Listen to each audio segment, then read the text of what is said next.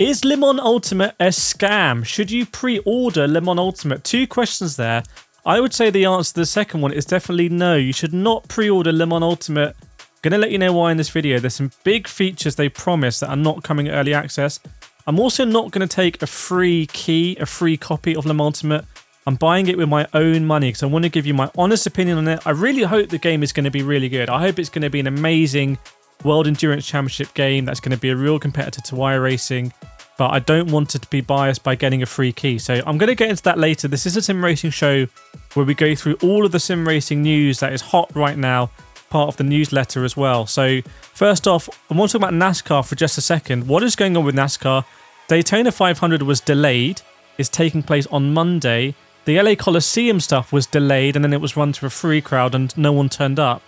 And now NASCAR Manager has, I think, launched as well. So this is a mobile NASCAR management game on Android and iOS.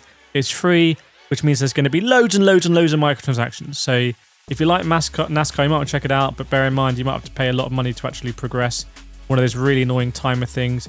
Also want to mention Forza Motorsport Update 5 has added the Nordschleife. I've made, I think, the best-in-class comparisons of the Nordschleife between Forza and Gran Turismo. Some people didn't quite understand my perspective, or just want to feel the vibe. What's the vibe of a time trial? What's the vibe of a race? But painstaking footage there compared with stuff in the real life. So just go there if you want to know about the Nordschleife.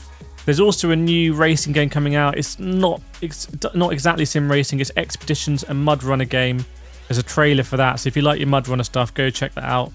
Right, so I want to talk about Le Mans Ultimate. I want to talk about iRacing. Let me just start with iRacing because iRacing did a massive press release last week that I covered heavily on the channel, where they talked about obviously the headline editions of Rain is coming.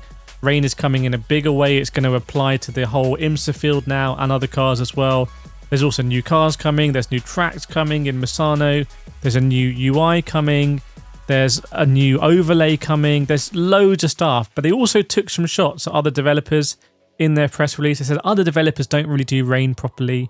Doesn't really clear up properly. Doesn't aquaplane properly. So they've done that a week before Le Mans Ultimate. What's the reason for that? Are they really worried about Le Mans Ultimate? So I'm going to come back to iRacing and explain some of the other differences there. But Le Mans Ultimate, I have an FAQ here that is available on their website, and I want to run through some things. So what is early access? Early access means the game is launching not as a full game, but sort of as, you could say, an extended demo or a part of the game. So this is not launching as a full game. They are asking you to pay £24, €24 to get this early access to a game that is not complete, which was not the plan. So question is, why will Le Mans Ultimate launch in early access? They say it's going to allow them to work through their internal roadmap with some known features coming to the game that will let racing know about front and others we hope to surprise and delight fans with. Basically, they need the money. Like, there's no other reason for it. They need the money now, so they need to launch it now, and they're hoping enough people are going to buy it at £25 that is going to fund the development. I really hope this is going to be a great game. The studio are super passionate. They're called Studio 397 because that's the most amount of laps anyone's ever completed at Le Mans. They make R-Factor 2. They've done some really cool stuff like the race control things. There were so many features I was excited about in Le Mans Ultimate, like the fact you could save your endurance race, so you could do sort of 4 hours, save it, and come back to it the next day, that I thought would make endurance racing so accessible because you no longer need to sit there for 24 hours like we did back in the day on Gran Turismo 4 and stuff like that with the PS2 open overnight. That's not coming. New AI is not coming as well. Stuff like the wet weather puddles are not coming. The class of cars, we have last year's hypercars. So it's great for 2023. We've got last year's hypercars and we've got all of the tracks from last year, 2023. I went to the round at Spa, so I got great knowledge of the cars up close I'm going to compare with you. But we don't have, I believe, the cars from this year. I don't think we have the Lamborghini. I don't think we have the BMW. I don't think we have the Alpine either.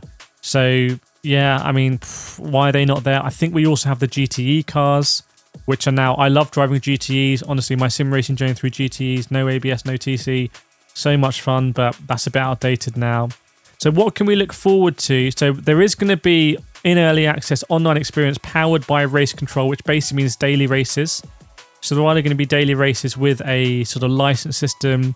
That's going to be it. All of the cars from the 2023 WEC season are going to be there.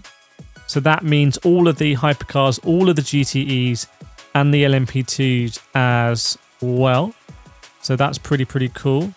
How long will it be in early access? They don't know. They need to reach quality standards, which they clearly haven't reached yet to release a game.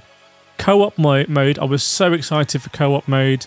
They kind of talked loosely about it, like being able to co-op and like swap seats and stuff like that is not going to be in the game at early access. There are going to be online races and the daily races, but there's not going to be hosted servers. The price is £24, £25, 29 euros, or $32. This is going to be the lowest price, they say. It's coming in 5 languages, eFigs, and they've got some recommended settings as well, which is a GTX 1070 8GB for the graphics card and a minimum of 16GB RAM and only 30GB space needed, which is quite low space. Is it going to be PC only? They talked before about doing console. Currently, they're only focused on PC. And there's a question, why are there fewer features than I was expecting for launch? That's a question I've got. And they said they needed to make tough decisions on what to bring into new products. Look, Motorsport games has been... You don't need to... I've been covering Motorsport games since before anyone else was covering Motorsport games. Trust me. Motorsport games, Traction, Overtake.gg, these are not companies that appear what they seem. And I've got videos on sort of who owns them and how it works like that. They need money now. They lost the IndyCar license to NASCAR to iRacing, lost the NASCAR license to iRacing. I think BTCC just were like, nope, we're going to take that back as well. So this is all they have really to release, and they're riding on it. And there's a lot of people who have done a lot of hard work to get this game off the ground. I hope for them it's a good game, but ultimately my obligation is to you, my viewers, to give my honest opinion. So I'm going to be doing that. I'm not taking a free key. I'm going to be paying for it. Brutally honest. So go make sure you check that out in terms of the videos coming there. This has been the Sim Racing Show, and I will see you next week.